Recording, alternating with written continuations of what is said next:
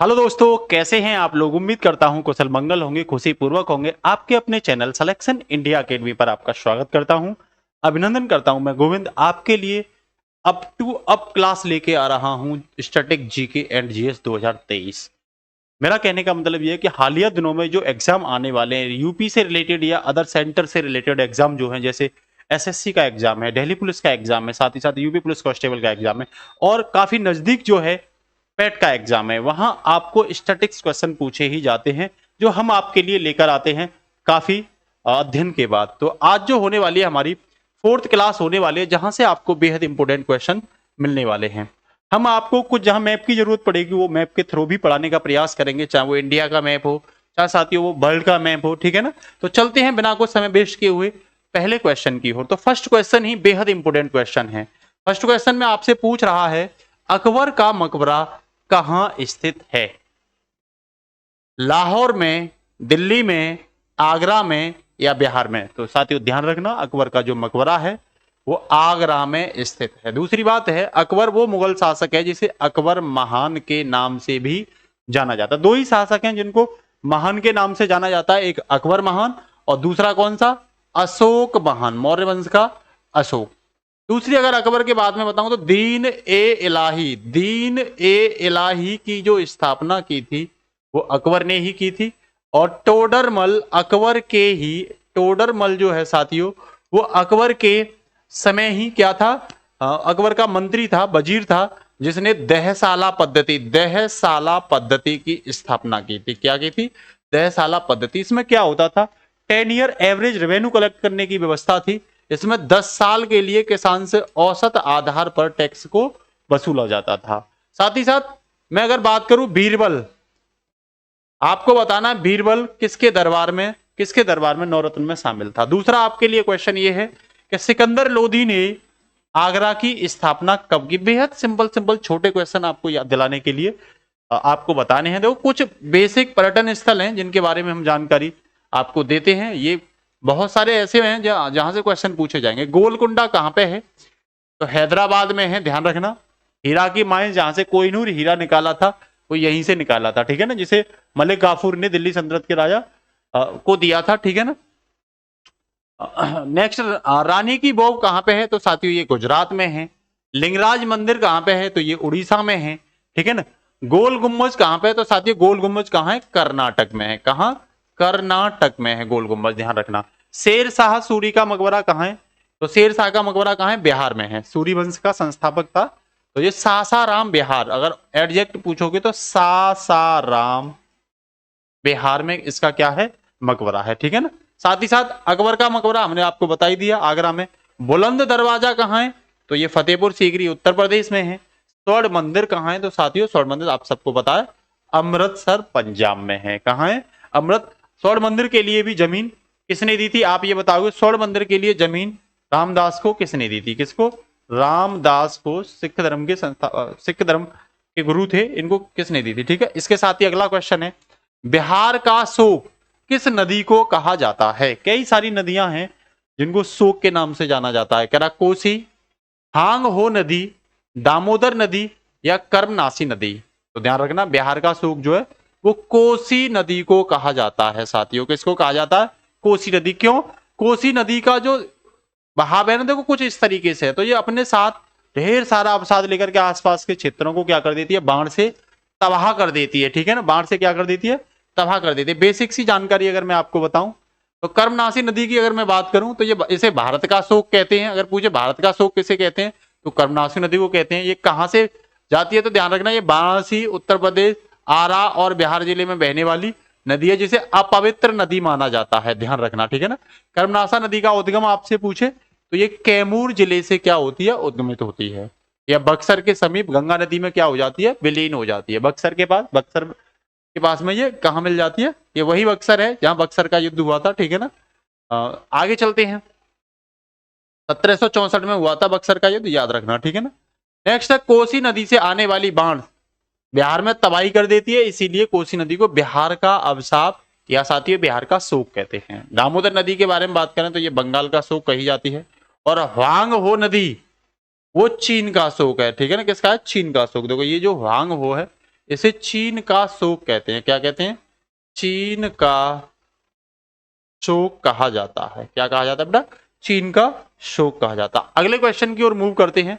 अगला क्वेश्चन है हमारा, कौन सा भारतीय राज्य उत्तर, दक्षिण और पश्चिम बांग्लादेश, देखो उत्तर से, दक्षिण से और पश्चिम से बांग्लादेश से तीन तरफ से मिला हुआ है? कह रहा है मेघालय, मिजोरम, त्रिपुरा या इनमें से कोई नहीं। तो सबसे पहले हम देख लेते हैं मैप की और सीधा मूव करते हैं। मैप हमें बता देगा भाई कौन सा राज्य है। आप ये देख रहे होंगे, तो बांग्लादेश से देखो ये आप देख रहे होंगे, ये त्रिपुरा दिखाई दे रहा है आपको। तो त्रिपुरा देखो उत्तर से, पश्चिम से और दक्षिण से, तीन ओर से किससे लगा हुआ है? बांग्लादेश से लगा हुआ है। किससे लगा हुआ है? बांग्लादेश से। कई बार आपको ये पूछ लेगा बांग्लादेश की भारत के कितने राज्यों से सीमा लगती है? तो देखो, एक पश्चिमी बंगाल, दो आसाम, तीन मेघालय, चार त्रिपुरा और पांच मिजोरम। तो कितने राज्यों से लगती है? ये कई बार पूछा गया है। तो पांच राज्यों से इसकी क्या लगती है? सीमा लगती है। ठीक है ना। इसके साथ ही नेक्स्ट, इसके बारे में कुछ जानकारी। कह रहा भारतीय राज्य त्रिपुरा जो उत्तर, दक्षिण और पश्चिम से बांग्लादेश से तीन ओर से घिरा हुआ है, इसकी स्थापना की बात करें तो 21 जनवरी 1972 को इसकी क्या हुई थी? स्थापना हुई थी। साथ ही साथ इसकी भाषा बांग्ला और काकबरक है। इसमें उत्सव की मैं बात करूं, त्योहार की, तो खारजी पूजा होती है, साप्ताहिक पूजा होती है, गरिया पूजा होती है, ऊनाकोटी, ये अष्टमी होती है, ध्यान रखना। त्रिपुरा के लोक नृत्य की बात करूं तो गरिया नृत्य और लेवांग नृत्य, ये सब इसके क्या है? नृत्य हैं। ये आप देख रहे होंगे त्रिपुरा, ये त्रिपुरा है। क्या है? ये त्रिपुरा है। ठीक है, तो इतना ध्यान रखना, त्रिपुरा जो है वो आसाम से सीमा भी साझा करता है, आसाम से और मिजोरम से। ठीक है ना, राज्यों में, दो राज्यों से सीमा साझा करता है। इसके साथ ही नेक्स्ट अगर मैं बात करूं, अंडमान सागर और दक्षिण चीन सागर किसके द्वारा जुड़े हुए हैं? किसके द्वारा जुड़े हुए हैं? मलक्का जल डमरू मत, नेमुरो स्ट्रेट, हॉर्मुज जल संधि या सुंडा स्ट्रेट। तो ध्यान रखना, अंडमान निकोबार और दक्षिण चीन सागर मलक्का जल डमरू मध्य के द्वारा क्या है? जुड़े हुए हैं। जल डमरू मध्य क्या होता है? देखो, कुछ डमरू टाइप का पानी, इस तरह का बहाव होता है पानी का। तो आप देख रहे होंगे ये डमरू टाइप का बन रहा है। ठीक है ना। तो नेक्स्ट अगर मैं बात करूं इसके बारे में, कुछ और भी है। सुंडा जल संधि कहां से कहां? तो ये जावा सागर और हिंद महासागर के बीच है। हॉर्मुज जल संधि फारस की खाड़ी और ओमान की खाड़ी के बीच में है। वहीं फ्लोरिडा जल संधि मैक्सिको और अटलांटिक के बीच में है। अगर इसे हम वर्ल्ड के मैप पर आपको दिखाने का प्रयास करें तो ये वर्ल्ड का मैप है। तो देखो मैक्सिको, ये है मैक्सिको और फ्लोरिडा के बीच, ये होगी फ्लोरिडा जल संधि। ठीक है, वहीं आपसे मैं जावा सागर, देखो नेक्स्ट जो क्वेश्चन है इसमें,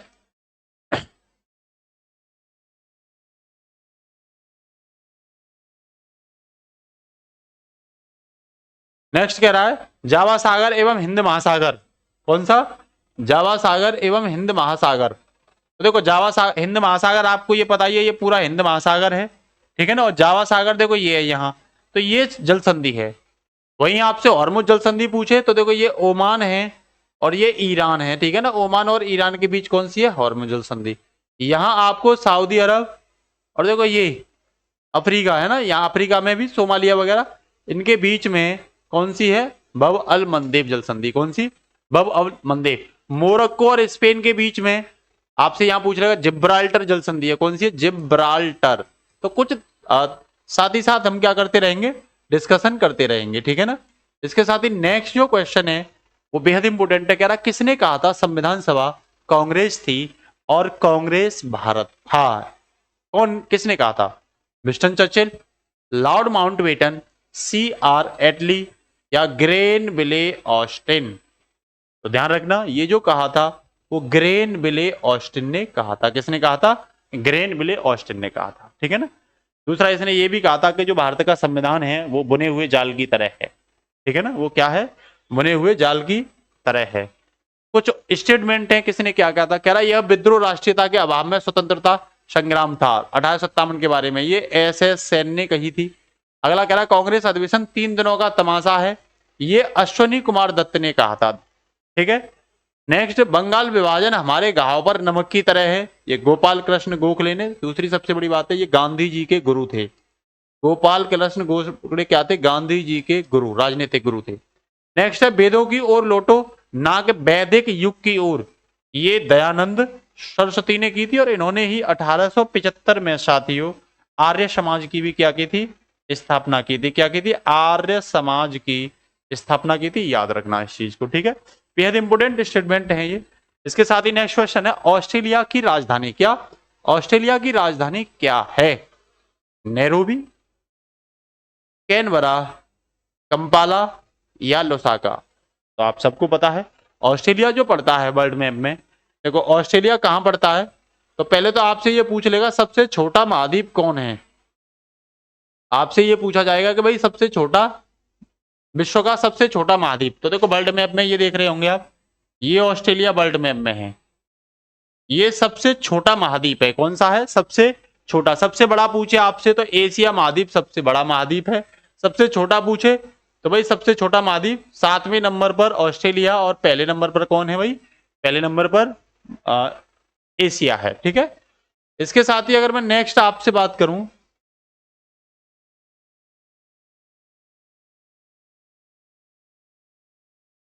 तो इसका आंसर होगा ऑस्ट्रेलिया की राजधानी केनबरा। क्या होगा? केनबरा। कुछ और राजधानियां हैं जो पूछी गई हैं एग्जाम में, वो आपके लिए हम प्रयास कर रहे हैं बताने का। तो देखो ये हैं, ऑस्ट्रेलिया की राजधानी आपको पता ही चल गई, केनबरा है। साथ ही साथ इंडोनेशिया की राजधानी ये जकार्ता है, ध्यान रखना, इंडोनेशिया की राजधानी। इराक की राजधानी बगदाद है। और सब युगांडा की राजधानी क्या है? कंपाला। क्या है? कंपाला। वहीं जाम्बिया की राजधानी आपसे पूछे तो ये लोसाका है, लोसाका। केन्या की राजधानी पूछे साथियों तो नैरोबी है, नैरोबी, ठीक है ना। और एकमात्र केन्या की राजधानी नैरोबी में एकमात्र अंतरराष्ट्रीय संगठन का हेडक्वार्टर है, ध्यान रखना। किसका है अगर आपसे पूछे तो? यूएनडीपी। किसका? यूएनडीपी। यूएनडीपी का मतलब है united nation development programme. Development, इसका क्या है? यहां हेडक्वार्टर है, ध्यान रखना। ये क्वेश्चन भी पूछा जा सकता है, ठीक है ना। अफ्रीका में है ये, ठीक है। इसके साथ ही नेक्स्ट क्वेश्चन की ओर मूव करते हैं। नेक्स्ट क्वेश्चन है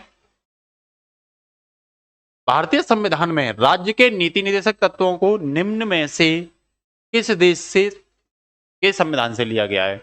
ये क्वेश्चन भी बहुत पूछे जाते हैं, कौन से किस संविधान से लिए गए हैं, ठीक है ना। तो आप याद रखना, कह रहा जापान से, आयरलैंड से, यूनाइटेड किंगडम से या अमेरिका से।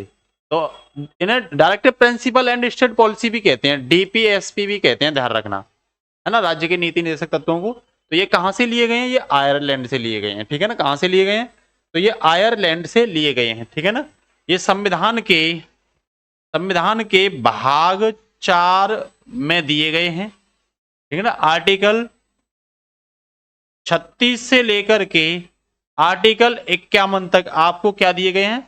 यही सब राज्य के नीति निर्देशक तत्व ही दिए गए हैं। इनमें काफी अच्छी, मतलब ये सरकार को एक प्रकार से सलाह के लिए दिए गए, गाइडलाइन के लिए, अच्छा काम करने के लिए दिए गए। जैसे इसमें आर्टिकल 40 में यहां पंचायतों के गठन की बात की है। किसकी? भाई पंचायत बनाइए और देश का विकास करिए, पंचायतों के गठन की बात।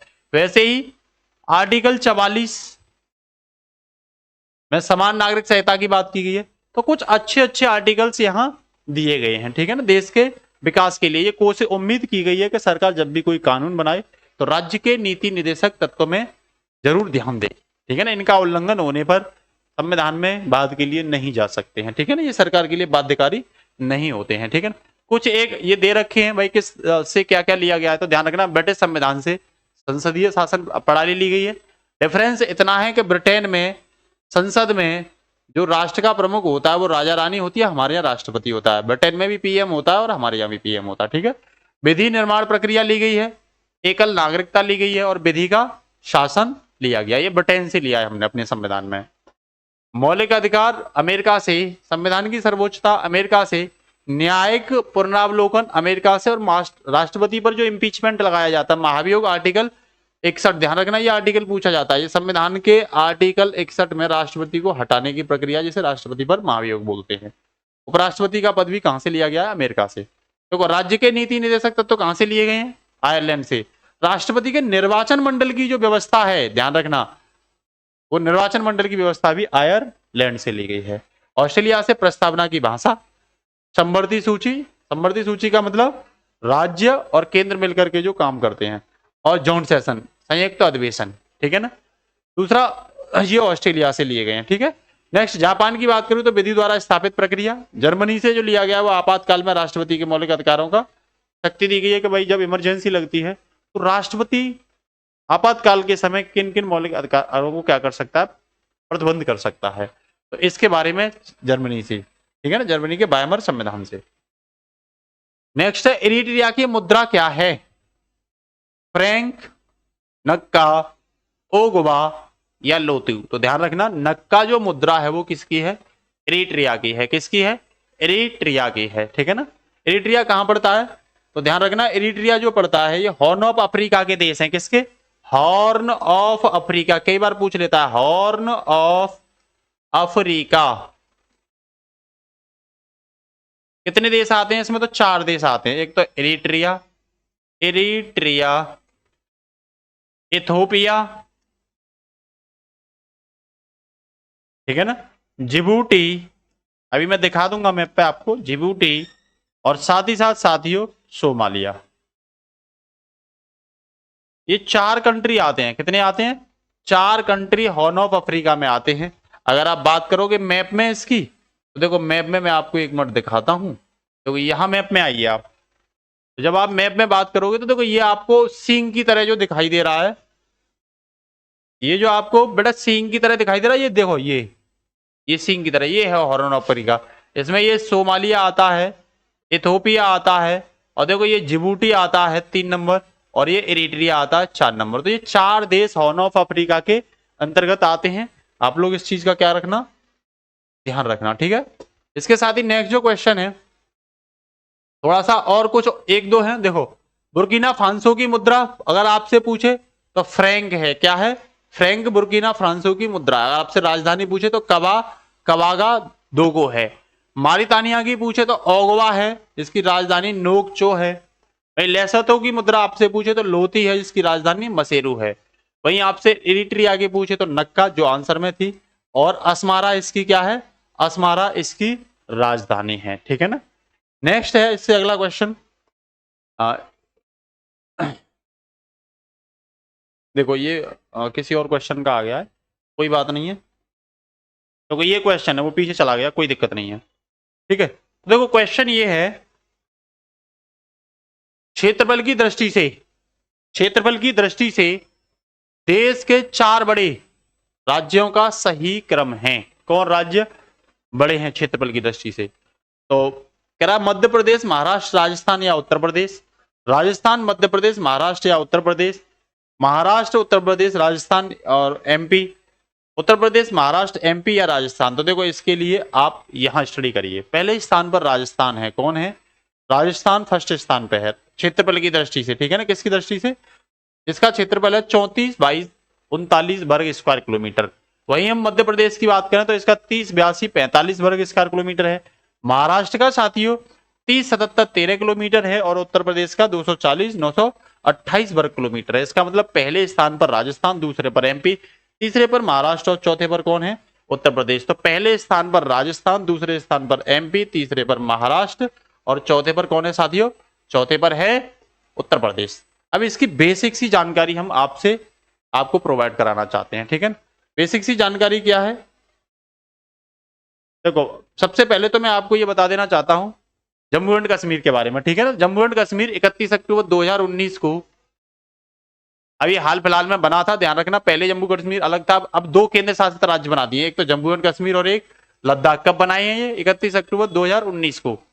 26 जनवरी 2020 को दादर नागर हवेली को एक करके दमनदीप और दादर नागर हवेली को बना करके एक केंद्र शासित प्रदेश कर दिया। इस हिसाब से हमारे यहाँ 8 केंद्र शासित प्रदेश है। कौन कौन केंद्र शासित प्रदेश हैं, तो देखिए भारत में 28 राज्य हैं, ध्यान रखना, और केंद्र शासित प्रदेशों की संख्या कितनी है, 8। तो दोनों को मिलाकर के भारत में कुल राज्यों की संख्या कितनी है, 36 है, ठीक है ना। अगर केंद्र शासित राज्यों में बात करूं तो दिल्ली जो भारत की राष्ट्रीय राजधानी है, अंडमान निकोबार जो बंगाल की खाड़ी में पड़ता है, चंडीगढ़ ये पंजाब और हरियाणा दोनों का ही राजधानी भी है और यहाँ हाईकोर्ट भी दोनों का है, पुदुचेरी पुडुचेरी में 4 जिले आपसे पूछ लेगा, कराईकल, माहे या माहे, यनम और पुडुचेरी, ये 4 जिलों से मिलकर के पुडुचेरी 4 जिलों से मिलकर के बना है। इसमें कराईकल और पुडुचेरी तमिलनाडु में पड़ता है, ध्यान रखना। माहे केरल में पड़ता है, किस में पड़ता है? केरल में पड़ता है। और यनम आंध्र प्रदेश में पड़ता है, आंध्र प्रदेश। इसका मतलब क्या है? जो पुडुचेरी की लोकेशन है वो 3 राज्यों में है। पुडुचेरी पर किसका शासन रहा था? तो फ्रांस का। किसका? फ्रांस का पुडुचेरी पर शासन रहा था। ये पुडुचेरी की बेसिक जानकारी है। जम्मू एंड कश्मीर, लद्दाख, लक्षद्वीप। अब इस बार जो दादर नागर हवेली और दमन द्वीप को भी 2020 में क्या कर दिया? एक कर दिया है। तो कुल मिला के कितने हमारे केंद्र शासित प्रदेश हो गए? तो साथियों ये 8 हो गए। इनकी संख्या कितनी हो गई? 8 हो गई। ध्यान रखना आप लोग, ठीक है ना। इसके साथ ही देखो, अब देख लेते हैं यहां, अगर मैं आपसे क्षेत्रफल की दृष्टि से कहूं केंद्र शासित प्रदेश में, तो ध्यान रखना लद्दाख सबसे टॉप पर है। लद्दाख क्या है? सबसे टॉप पर। लद्दाख का क्षेत्रफल 59,146 वर्ग स्क्वायर किलोमीटर है। उसके बाद जम्मू एंड कश्मीर का है केंद्र शासित प्रदेशों में दूसरे नंबर पर। तीसरे नंबर पर, पहले नंबर पर आ गया लद्दाख, दूसरे पर आ गया भाई जम्मू एंड कश्मीर। तीसरे पर अंडमान निकोबार 8,249 वर्ग स्क्वायर किलोमीटर। फिर उसके बाद दिल्ली का है 1,484 वर्ग किलोमीटर। दादर नागर हवेली और दमन द्वीप का है 603। पुडुचेरी का है 492। चंडीगढ़ का है साथियों 114 वर्ग स्क्वायर किलोमीटर। और लक्षद्वीप जो अरब सागर में पड़ता है, ठीक है ना, जो प्रवालों से बना है, इसका 3262 है। कितना? 32.62 इस वर्ग स्क्वायर किलोमीटर, ठीक है ना। तो ये बेसिक जानकारी क्षेत्रफल के आधार पर थी। अब मैं जनसंख्या के आधार पर आपसे बात कर रहा हूं, तो जनसंख्या के आधार पर ध्यान रखना दिल्ली टॉप पर है। केंद्र शासित प्रदेशों में सबसे ज्यादा जनसंख्या दिल्ली की है, उसके बाद पुडुचेरी की है, फिर जम्मू एंड कश्मीर की, फिर चंडीगढ़ की, फिर दादर और नागर हवेली, और फिर साथियों अंडमान निकोबार द्वीप समूह की, और फिर लद्दाख की, और सबसे कम किसकी है? लक्षद्वीप की। तो देखो क्षेत्रफल में भी लक्षद्वीप सबसे लास्ट में 8वां स्थान पर है, और भाई जनसंख्या में भी लक्षद्वीप 8वें ही स्थान पर है। तो उम्मीद, देखो जनसंख्या में पहले पर कौन है? दिल्ली। क्षेत्रफल में पहले पर कौन है? लद्दाख, ठीक है ना। ये चीजें याद रखना आप जरूर, ठीक है ना। ये चीजें, ये वही जानकारी है, ध्यान रखना। इसके साथ नेक्स्ट देखिए, काजीरंगा राष्ट्रीय उद्यान किस राज्य में अवस्थित है? कह रहा है मध्य प्रदेश में, आसाम में, पश्चिमी बंगाल में या केरल में। तो साथियों काजीरंगा राष्ट्रीय उद्यान जो है वो आसाम में है। एक सींग वाले गैंडे के लिए फेमस है ये। एक सींग वाला गैंडा, एक सींग वाले गैंडा के लिए क्या है? ये फेमस है, ठीक है ना, याद रखना आप। आसाम में आपको पता है बांस का उत्पादन सबसे ज्यादा कहां होता है? तो आसाम में होता है, ठीक है ना। इसके साथ ही नेक्स्ट है, कुछ देख लेते हैं महत्वपूर्ण राष्ट्रीय उद्यान जो पूछे जाते हैं। कान्हा राष्ट्रीय उद्यान ये कहां पे है? एमपी में। कान्हा, पंचमढ़ी, ठीक है ना, ये ध्यान रखना। सुंदरबन नेशनल पार्क पश्चिम बंगाल में, आपको पता सुंदरबन डेल्टा के नाम से भी फेमस है वहां पे, ठीक है ना। वो गंगा और यमुना, सॉरी गंगा ब्रह्मपुत्र जो नदियां हैं वो डेल्टा बनाते हैं, ठीक है ना। पेरियार नेशनल पार्क की बात करूं तो केरल। हेमिस राष्ट्रीय उद्यान ये लद्दाख में है साथियों। नामदफा राष्ट्रीय उद्यान ये अरुणाचल प्रदेश में, ये कई बार पूछा गया, मोस्ट इंपोर्टेंट है, ये ध्यान रखना। और काजीरंगा ये आसाम में है, ये कंचनजंगा नहीं है, काजीरंगा है, ठीक है ना। गुरु घासीदास संजय राष्ट्रीय उद्यान ये छत्तीसगढ़ में है। गिरी राष्ट्रीय उद्यान ध्यान रखना ये गुजरात में है। सुंदरबन राष्ट्रीय उद्यान ये पश्चिम बंगाल में है। और जिम कार्बेट नेशनल पार्क ये उत्तराखंड में है। तो ये कुछ इंपोर्टेंट राष्ट्रीय उद्यान आपके लिए पेश किए गए हैं। अगला क्वेश्चन है, भारत में सर्वाधिक प्राचीन पर्वत कौन सा है? भारत में क्या, मैं तो यूं कह लूं विश्व में सबसे ज्यादा प्राचीन पर्वत श्रृंखला कौन सी है, ठीक है ना। कह रहा अरावली, नीलगिरी, सतपुड़ा या विंध्याचल। तो ध्यान रखना अरावली पर्वत श्रृंखला जो है भारत में सबसे पुरानी, भारत में ही क्या आप मान लो विश्व में ही है। अगर मैं आपसे बात करूं ना तो देखो ये मान के चलिए ये इंडिया है, ये क्या है? इंडिया है।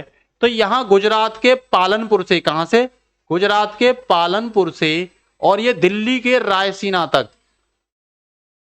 ठीक है, लगभग 650 किलोमीटर का एरिया है ये, ठीक है ना। 600 किलोमीटर से भी ऊपर का, मोर देन 600 किलोमीटर। यहीं पर एक चोटी है गुरु शिखर।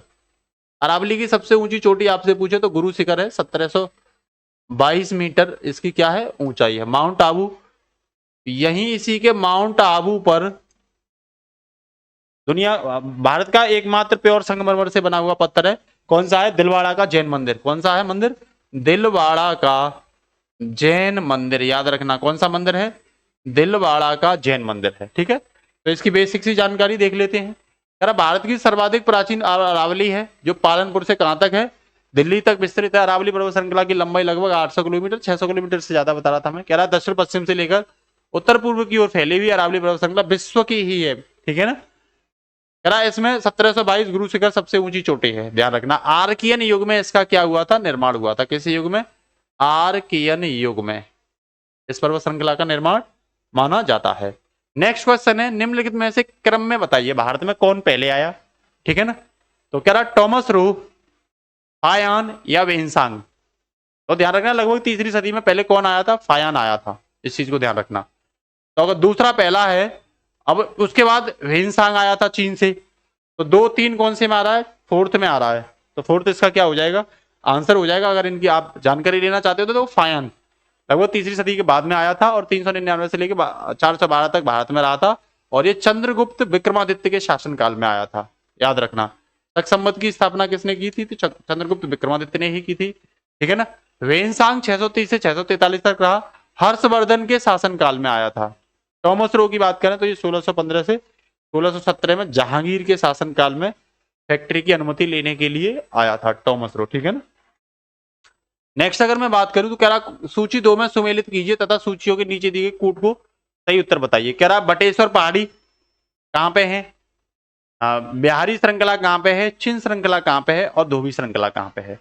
तो आप अनुमान लगा सकते हो बटेश्वर जो है वो बिहार में है, कहां पे है, बिहार में। तो ए का 3 कौन सा होगा, तो ए का 3 मतलब डी, और ये तो कट गई, ठीक है ना। दूसरा कह रहा है वो कि भाई बिहारी श्रृंखला कहां पे है, ठीक है ना, कौन सी बिहारी, तो ये कर्नाटक में है। तो दूसरे का सेकंड, तो दूसरे का सेकंड सॉरी चौथा, ये कौन से में, तीसरे में। तो आंसर इसका क्या हो जाएगा, 3 4 2 1 हो जाएगा, ठीक है ना। 3 4 2 1 जो सी का कौन सा हो जाएगा, चिन की पहाड़ी कहां है, हरियाणा में। अब धोबी की पहाड़ी कहां है, मणिपुर में है। तो यहां आप आंसर को क्या कर सकते हो, सही निकाल सकते हो। 3 4 2 1 इसका क्या हो जाएगा, आंसर हो जाएगा। एकदम से समझ में आ गया होगा आप लोगों को, बेसिक सी जानकारी आप देख सकते हो। बटेश्वर भागलपुर बिहार में है, बिलोरी की पहाड़ी कर्नाटक में, चिन पहाड़ियां कहां पे हैं, चिन पहाड़ियां हरियाणा में है। देखो चिन पहाड़ियां कहां है, मणिपुर में है। देखो चिन पहाड़ियां मणिपुर में होंगी, चिन पहाड़ी कहां होंगी, मरमत। तो यहाँ देखो सी का दूसरा होगा, सी का दूसरा इसी में ही है, तो ये ठीक है, बिल्कुल ठीक है ना, सी का दूसरा होगा। और नेक्स्ट धोबी की पहाड़ी कहां पे है, ये धोसी की पहाड़ी हरियाणा में है, आप ध्यान रखना इस चीज को, ठीक है। इसके साथ ही नेक्स्ट, भारतीय राष्ट्रीय कांग्रेस द्वारा किस अधिवेशन में ऐतिहासिक पूर्ण स्वराज्य की क्या की गई थी, प्रस्ताव पारित किया गया था। बंबई, लखनऊ अधिवेशन, लाहौर अधिवेशन, या कराची अधिवेशन में। तो ध्यान रखना 1929 के लाहौर अधिवेशन में पूर्ण स्वराज्य की क्या की गई थी, मांग की गई थी। पूर्ण स्वराज्य का मतलब होता है साथियों कि हमें अब अंग्रेजों से हर तरह की क्या चाहिए, स्वतंत्रता चाहिए। भारत के बाहरी मामलों में, भारत के अंदर के मामलों में, सभी मामलों में भारत स्वतंत्र होना चाहिए। भारत के पास आंतरिक संप्रभुता होनी चाहिए, भारत के पास बाह्य संप्रभुता होनी चाहिए। संप्रभुता का मतलब होता है बच्चों डिसीजन मेकिंग पावर, निर्णय लेने की क्षमता, ठीक है ना। तो ये 26 जनवरी 1929 को हुआ था, और इसी दिन आगे बात की गई थी कि भाई जब संविधान लागू होगा तो 26 जनवरी वाले दिन ही क्या होगा, लागू किया जाएगा। कुछ अधिवेशन है, 1916 का लखनऊ अधिवेशन, इसके अध्यक्ष थे अंबिका चरण मजूमदार, और यहीं पे कांग्रेस और मुस्लिम लीग के मध्य क्या हुआ था, समझौता हुआ था, ध्यान रखना, ठीक है ना। 1885 का जो था वो डब्ल्यू.सी. बनर्जी रहे थे, बंबई में हुआ था, ध्यान रखना। इसमें कांग्रेस की स्थापना हुई थी। ए.ओ. होम एक अंग्रेज अधिकारी था, उसके द्वारा कांग्रेस की क्या की गई थी, स्थापना की गई थी। इसमें 1885 में, ठीक है ना। नेक्स्ट 1931 की बात करूं, कराची में हुआ था, और वल्लभ भाई पटेल इसके क्या थे, अध्यक्ष थे। और यह मूल अधिकार और आर्थिक कार्यक्रमों की संकल्पना की क्या की गई थी, बात की गई थी कि भाई हमारे संविधान में ये भी शामिल होने चाहिए। वही 1929 में जवाहरलाल नेहरू थे, लाहौर में हुआ था, और इसी में पूर्ण स्वराज्य की क्या की गई थी, मांग की गई थी, रावी नदी के तट पर, ध्यान रखना, ठीक है ना। आधी रात में हमने पूर्ण स्वराज्य की मांग की थी, ठीक है। इसके साथ ही नेक्स्ट अगर मैं बात करूं तो कुछ सुमेलित करने के लिए हैं, तो आप कर सकते हो सुमेलित, कोई बड़ी बात नहीं है। गदर पार्टी की स्थापना लाला हरदयाल ने की थी, सैन फ्रांसिस्को में जाकर के, आपको पता ही है, ठीक है ना, किसमें, सैन फ्रांसिस्को में जाकर के। इंडियन नेशनल आर्मी की स्थापना सुभाष चंद्र बोस ने की थी, इंडियन नेशनल आर्मी की स्थापना, ठीक है ना। जब सुभाष चंद्र बोस इस्तीफा देके गए थे दूसरे कांग्रेस के अधिवेशन से, ठीक है ना, तो तब उन्होंने की थी। होम रूल लीग की स्थापना एनी बेसेंट ने की थी, या बाल गंगाधर तिलक होते तो वो भी ठीक होते, ठीक है ना। और 1916 में मित्र मेला किसने, बीडी सावरकर ने मित्र मेला की शुरुआत की थी। तो ये आप क्या कर सकते हो, मेल कर सकते हो। इसमें नेशनल पार्टी की बात करूं तो 1943 में रास बिहारी बोस ने इंडियन नेशनल पार्टी की स्थापना की थी, ठीक है ना। और उसमें सुभाष चंद्र बोस क्या रहे थे, सहायक के रूप में रहे थे, ठीक है ना। मित्र मेला बीडी सावरकर ने 1899 में, ध्यान रखना मित्र मेला किसमें, 1899 में। और वहीं मैं आपसे बात करूं तो एक सेकंड साथियों, तो वहीं मैं बात करूं गदर पार्टी की तो 1913 में लाला हरदयाल ने एवं सोहन सिंह भाकड़ा ने की थी। होम रूल लीग की स्थापना 1916 में संस्थापक इसके कौन थे, एनी बेसेंट थे, ध्यान रखना है। और बाल गंगाधर तिलक भी थे, बाल गंगाधर तिलक भी थे, ठीक है ना। ये यहाँ रास बिहारी बोस ना होकर के सुभाष चंद्र बोस हो जाएगा, ये चीज ध्यान रखना आप, ठीक है। आगे चलते हैं। नागार्जुन सागर बांध किस नदी पर स्थित है, गोदावरी पर है, कावेरी पर है, रामगंगा पे है, या कृष्णा नदी पर है। तो ध्यान रखना ये बांध कहां पे है, कृष्णा नदी पर है। किस नदी पर है, कृष्णा नदी पर है। कुछ बांध है देख सकते हो, नागार्जुन सागर बांध कृष्णा नदी पर, पोलवरम सिंचाई परियोजना ये गोदावरी नदी पर है, ठीक है ना। रामगंगा परियोजना ये रामगंगा नदी पर है, और शिव समुद्रपुरम परियोजना ये कावेरी नदी पर है। कहां पे है, कावेरी नदी पर है, दक्षिण भारत की नदी है कावेरी, ध्यान रखना। शिक्षा का अधिकार एक मौलिक अधिकार के रूप में संबंधित किया गया था, संविधान में कब लागू किया गया था, ध्यान रखना। तो ये अनुच्छेद 21A में है, या 19 में है, या 29 में है, या अनुच्छेद 32 में है। तो ध्यान रखना अनुच्छेद 19 में तो अभिव्यक्ति की स्वतंत्रता है, किसकी, अभिव्यक्ति, वाक एवं अभिव्यक्ति, वाक एवं अभिव्यक्ति की स्वतंत्रता है, बोलने की और एक्सप्रेशन करने की आपको स्वतंत्रता दी गई है। 29 में अल्पसंख्यकों से के बारे में बात की गई है, जो अल्पसंख्यक हैं उनके हितों के बारे में बात की। 32 संविधानों का उपचार, संवैधानिक उपचार, संविधान में कहीं भी कोई दिक्कत आती है तो आप उसका उपचार कर सकते हो, सुप्रीम कोर्ट में जाकर के, हाई कोर्ट में जाकर के रिट दायर कर सकते हो, ठीक है ना। अगर मैं यही बात करूं तो फिर इसका आंसर क्या हो जाएगा, 21A। यहां शिक्षा को अधिकार, मौलिक अधिकार के रूप में बनाया गया था, ठीक है ना। ये आप देख सकते हो, यहाँ 6 से 14 वर्ष तक के सभी बच्चों को निःशुल्क एवं अनिवार्य शिक्षा देने की क्या की बात की गई थी। और ये कौन सा संविधान संशोधन था, तो ये 86वां संविधान संशोधन वर्ष 2002 था। कौन सा था, 86वां संविधान संशोधन वर्ष 2002। इसके साथ ही नेक्स्ट क्वेश्चन है, भारत में आर्थिक सुधार 1991 के दौरान प्रधानमंत्री कौन थे। इसे एलपीजी मॉडल भी कहते हैं, क्या कहते हैं, एलपीजी मॉडल, मतलब लिबरलाइजेशन, प्राइवेटाइजेशन और ग्लोबलाइजेशन, मतलब उदारीकरण, निजीकरण, और साथ ही साथ जी को क्या कहेंगे, वैश्वीकरण, वैश्वीकरण। इसकी शुरुआत ध्यान रखना पीवी नरसिम्हा राव थे प्रधानमंत्री, या मनमोहन सिंह थे, या अटल बिहारी वाजपेयी थे। तो ध्यान रखना राव सरकार में की गई थी, इसलिए इस मॉडल को राव एवं मनमोहन सिंह मॉडल कह सकते हैं। मनमोहन सिंह इसलिए कि ये उस समय क्या थे, वित्त मंत्री थे, बाद में ये भारत के प्रधानमंत्री भी बने थे, 2 बार भारत के प्रधानमंत्री रहे, लेकिन उस समय ये क्या थे, राव की सरकार में वित्त मंत्री थे, फाइनेंस मिनिस्टर थे। एक चीज ध्यान रखना, उदारीकरण, वैश्वीकरण और प्राइवेटाइजेशन से भारत की अर्थव्यवस्था को ओपन करने का प्रयास किया, क्योंकि भारत का जो फॉरेन रिजर्व था वो काफी कम था, इसीलिए जरूरी था कि भारत का आयात निर्यात विदेशों में भी, मतलब विश्व में भी ओपन होना चाहिए। तो इसके तहत वही काम किया गया था, ठीक है। इसके साथ ही नेक्स्ट अगर मैं बात करूं तो कह रहा भारत में आर्थिक सुधार 1991 के समय पीवी नरसिम्हा राव थे, और वित्त मंत्री कौन थे, मनमोहन सिंह। इसे देखो मैंने ये सब एलपीजी मॉडल आपको बता ही दिया, और राव मनमोहन नीति के नाम से भी इसे क्या करते हैं, जानते हैं, ये ध्यान रखना, ठीक है। इसके साथ ही नेक्स्ट है, 100 रुपए का नोट किसके द्वारा हस्तांतरित होता है, ये बड़ा चक्कर है। तो ध्यान रखना 1 रुपए के नोट को छोड़ देना आप, क्योंकि 1 रुपए का जो नोट होता है वो भारत सरकार के वित्त सचिव करते हैं, वित्त सचिव हस्ताक्षर करते हैं 1 रुपए के नोट पर, ठीक है। उसके बाद सभी नोटों पर जो हस्ताक्षर किया जाता है वो किसका किया जाता है, तो आप गैस करिए, आरबीआई गवर्नर का, भारत के राष्ट्रपति का, वित्त मंत्री का, या वित्त सचिव का। तो ध्यान रखना आरबीआई के गवर्नर का क्या होता है, उस पर सिग्नेचर होता है, क्या होता है, आरबीआई गवर्नर। कुछ और नोट है जिनके बारे में बेसिक जानकारी आपको पता होनी चाहिए। कह रहा 1 रुपए से बड़े सभी नोटों पर आरबीआई गवर्नर के हस्ताक्षर होते हैं, और 1 रुपए के नोट पर वित्त मंत्रालय के वित्त सचिव के हस्ताक्षर होते हैं। कुछ हैं आकृतियों किससे क्वेश्चन पूछा जा सकता है, 10 रुपए के नोट पर आकृति किसकी है, तो कोणार्क के सूर्य मंदिर की है। 20 रुपए के नोट पर आकृति किसकी है? तो एलोरा की गुफाओं की है। साथ ही साथ 50 रुपए के नोट पर पूछे तो हम्पी का रथ कर्नाटक का। 100 रुपए के पर पूछे तो रानी की वाव गुजरात की। आपसे पूछे 200 के नोट पर तो सांची का स्तूप उत्तर प्रदेश। 500 के नोट पर पूछे तो आपसे लाल किला, ठीक है। और 2000 के नोट पर आपसे पूछे किस पर? 2000 के नोट पर, तो 2000 के नोट पर मंगलयान है। 2000 के नोट पर क्या है? मंगलयान। आप आज ही जाकर के जरूर देखना, तो यहां से भी क्वेश्चन कई बार पूछे जा सकते हैं, ठीक है ना। नेक्स्ट क्वेश्चन है, और आज का अंतिम क्वेश्चन है बेटा, बंगाल के प्रथम गवर्नर जनरल कौन थे? ये पूछा जाएगा, ठीक है। Lord Clive, Warren Hastings. Bengal के गवर्नर नहीं पूछ रहा, वो गवर्नर जनरल पूछ रहा है। लॉर्ड लिटिन या लॉर्ड लिपिन, तो ध्यान रखना वॉरेन हेस्टिंग्स क्या थे? बंगाल के प्रथम गवर्नर जनरल थे, ठीक है ना। इनके बारे में अगर जानकारी में कहूं तो वॉरेन हेस्टिंग्स 1774 से 1785 तक भारत में रहे।